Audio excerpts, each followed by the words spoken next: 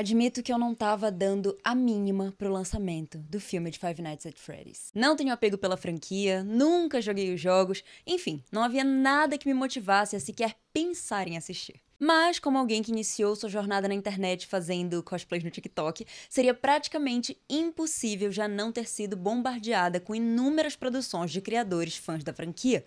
Porque se tem algo que a comunidade cosplayer ama, são jogos. E se há algo muito bom provido disso, é cosplay de Five Nights at Freddy's. Daí eu lembrei das músicas e movimentos robóticos, dos visuais extravagantes e coloridos, e no quanto o conceito de bichinhos fofinhos macabros dava um gostinho, uma personalidade irresistível ao jogo. E imagina isso num filme de terror, que legal seria! Obviamente nenhuma obra-prima, mas algo divertido, original e um potencial atrativo para leigos como eu se tornarem fãs. Certo? Não. Infelizmente, a adaptação cinematográfica da franquia Five Nights at Freddy's é genérica, formulaica ao extremo e desperdiça todo o material fornecido pelos tão populares jogos de terror nos quais foi inspirada. Mas, como nesse canal não trabalhamos apenas com o esculacho e meteção de pau, hoje eu vou te contar os porquês de eu não ter gostado desse filme. Peço encarecidamente aos fãs de FNAF, e eu sei que são muitos, que não se deixem levar pelo emocional e assistam esse vídeo de coração aberto. Mas se mesmo assim seus dedinhos coçarem para manifestar suas opiniões enfurecidas, peço que não se contenham e de quebra ainda deixem aquele dislikezinho, pois qualquer interação contribuirá demais para o meu engajamento. Sem mais delongas, eu sou a Laura e esse é o meu problema com o filme de Five Nights at Freddy's. Bom, comecemos com uma breve contextualização das histórias. No game, o jogador assume o papel de um segurança noturno cujo objetivo é vigiar a pizzaria Freddy Fazbear pelas câmeras de segurança. Pizzaria essa que possui bonecos animatronics em formato de bichinhos como atração para as crianças durante seu horário de funcionamento. Entretanto, na calada da noite, esses animatronics assumem certa autonomia macabra e ficam vagando pelos cômodos do estabelecimento, sendo dever do jogador manter o olho neles e evitar que esses cheguem à sala de controle e o façam ir de game over. Ao longo dos lançamentos, a história vai sendo mais aprofundada com a revelação de várias backstories contando a origem da pizzaria. E sim, eu pesquisei e li toda a lore do jogo para fazer esse vídeo. Mas a gente fala melhor sobre isso mais à frente. E como tudo isso foi adaptado para o filme de 2023?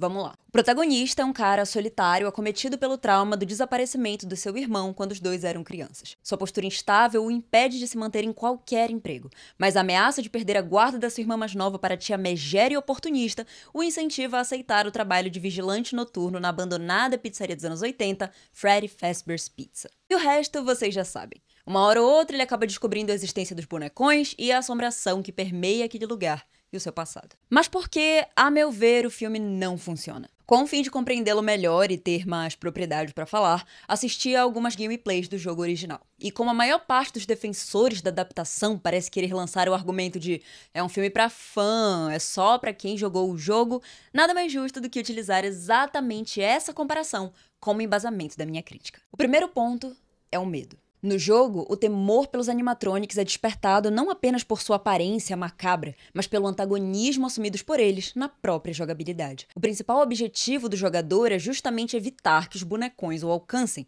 pois parte do macabro reside no perigo apresentado por eles. Já no filme, não sentimos nada disso, pois eles não demonstram nocividade alguma para o protagonista, o qual, inclusive, passa as noites horripilantes dormindo devido aos remédios que toma para revisitar o passado em seus sonhos e tentar salvar seu irmão. A gente fala sobre isso depois. Os momentos mais violentos se resumem na matança de um vigilante aleatório na primeira cena e na matança dos capangas enviados pela tia megera para sabotar o prota e que, por conta disso, não nos despertam um pingo de empatia. E assim, ao longo do filme, as mortes, as quais já possuem o aspecto gráfico amenizado devido à classificação indicativa, tornam-se vazias e isentas de qualquer impacto. No jogo, os bonecões são uma ameaça, e no filme, você torce por eles, mostrando-se incompetente como adaptação e enquanto um filme de terror. Mas, Laura, a proposta do filme é ser acessível para o público jovem também. Não tinha como mostrar sangue e ser tão gráfico. Sim, eu entendo, e de verdade, não há problema nisso. O próprio jogo tem os seus limites na questão da violência, mas, ao contrário do filme, consegue utilizar outros elementos do terror a seu favor, como o suspense, com a construção psicológica do medo e da tensão, o próprio jumpscare e uma história de fundo meio viajada, mas intrigante o suficiente para engajar e fidelizar seus consumidores. E esse é outro ponto que eu considero ter sido bem mal trabalhado nessa adaptação. O jogo tem uma lore central bem estabelecida e cheia de detalhes e camadas, a qual, no filme, de maneira decepcionante, assume um papel secundário para a ultra mega batida narrativa de trauma familiar do protagonista, com seus sonhos retroativos, maçantes e repetitivos, que até tentam se enganchar à lore original do jogo, mas o executam da maneira mais tosca e menos sutil possível. Aliás, esse filme inteiro não é nada sutil. A tia maluca e mega caricata, o surgimento de uma vaga de emprego para vigiar uma pizzaria abandonada há décadas, a existência de apenas uma policial em toda a cidade que convenientemente tinha envolvimento na backstory da pizzaria e acobertava os crimes, e por aí vai. E uma vez que a história original ocupa um papel secundário no longa, os icônicos animatronics decaem para a mesma posição coadjuvante. O mais frustrante é observar um material desse ser tão desperdiçado e tão pobremente aplicado, levando-me a outro incômodo nutrido em relação ao filme: a má utilização de uma estética cheia de potencial. O jogo brinca com a escuridão e o medo do desconhecido proporcionado por ela. Ao olhar as câmeras, você percebe os bonecões se locomoverem por diferentes cômodos da pizzaria, e a necessidade de chegar até o fim da noite sem que nenhum deles alcance a sua sala de controle, tendo ainda a posse de recursos limitados para isso, só potencializa os sentimentos de inquietação, ansiedade e pura tensão. Além disso, as imagens com efeito VHS, repletas de glitches, fornecem aquela aura sinistra de vídeos antigos típica do terror analógico. Fora que o jogo é ambientado nos anos 90 com a pizzaria ainda em funcionamento, dando muito mais sentido para a presença de um profissional noturno ali. A luz é fraca, a sala de comando é claustrofóbica e as horas e as noites são sempre contadas, acendendo no jogador a ansiedade e a motivação de, apesar do medo, superar e sobreviver aqueles 5 dias macabros. Apesar de simples, a jogabilidade de Five Nights at Freddy's é muito boa e o jogo se sustenta com ou sem a presença de uma história mirabolante. Quanto ao filme, bom, pra vocês terem uma ideia, chegou um momento em que eu nem lembrava mais em qual noite eles estavam. Aliás, até já havia esquecido completamente de que se tratava de 5 noites em primeiro lugar. E como nosso querido prota fica a mimir durante a noite inteira, absolutamente nada dessa dinâmica entre vigilante e animatronics é trabalhado em nenhum momento. Fora o fato de que os jumpscares são ruins e eu não sei se os animatronics ficam tão sinistros assim em resolução 4K.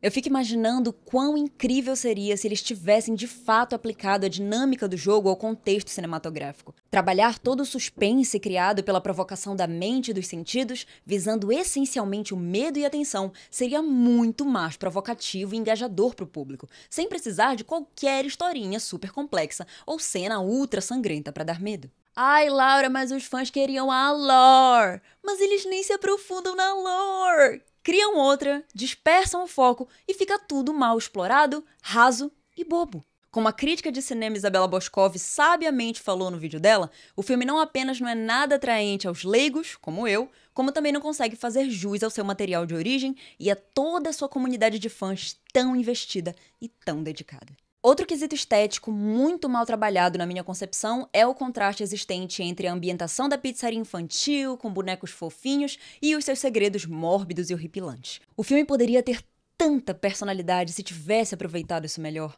podendo até funcionar como aqueles terrores trash de baixo orçamento dos anos 80, 90, trabalhando toda a bizarrice e até mesmo o fator cômico presente num monte de bichos coloridos, robóticos e assassinos. O Otávio Gá, do canal Super 8, fez um vídeo resenha muito bom sobre FNAF e em um dos trechos ele fala sobre como o filme parece se levar a sério demais. E cara, eu concordo plenamente. Percebemos a tentativa constante de encorpar uma complexidade à história e aos personagens com seus inúmeros clichês e dramas desnecessários, mas cujo conteúdo insustentável só o transforma em um grandíssimo mais do mesmo. Esquecível, genérico e tão sem sal que você até sente pena de chamar de ruim. Existe uma diferença gritante entre as palavras simples e simplório, e presenciamos, no jogo e no filme de Five Nights at Freddy's, a constatação disso. O jogo, apesar de ser e até por ser simples, funciona, e o filme, cujo esforço excessivo ironicamente o torna simplório, não rola. Ah, mas os animatronics e a pizzaria ficaram muito bem feitos. Acho que é isso que eu tenho de bom pra falar.